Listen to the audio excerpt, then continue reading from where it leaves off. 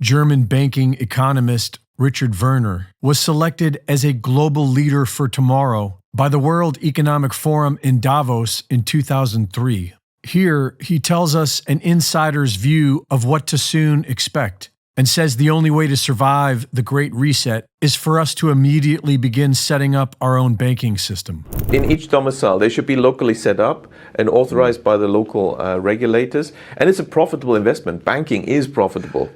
Yeah. So the investors would get a return while the local community would get a return, and it's a way of delaying, perhaps even preventing the introduction of CBDCs. They have literally delayed their agenda because I think it's so important to them. They've been very careful about the timing, and let's wait a little longer, let's have this crisis first, let's have COVID first, soften them up.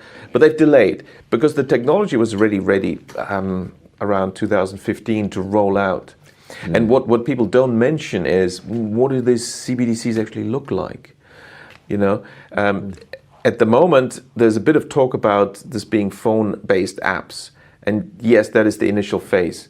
But what was already ready around 2015 is the ultimate goal. What they really want, apparently, I was told by a central banker, is, CBDCs looks like a small grain of rice that they want to put under your skin, which is, in my view, a violation of human dignity. And they realize there is a hurdle. So to get people to accept this, there will be, why suddenly are all the billionaires saying, let's have universal basic income? Because the story is going to be, now we've created this vast unemployment and disruption and crises. Well, we need universal basic income.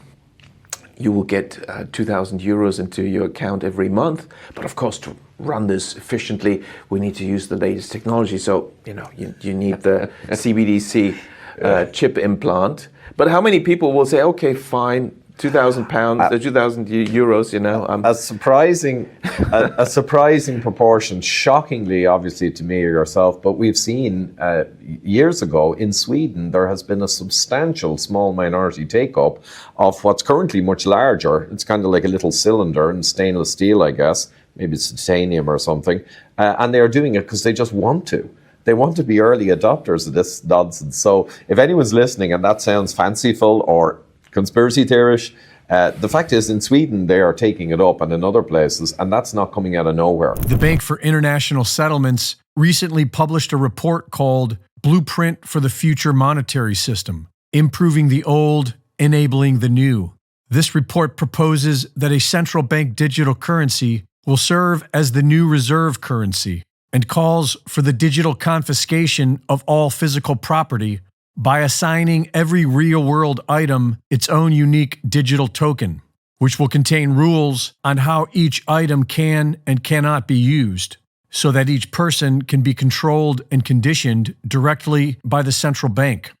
Reporting for InfoWars, this is Greg Reese.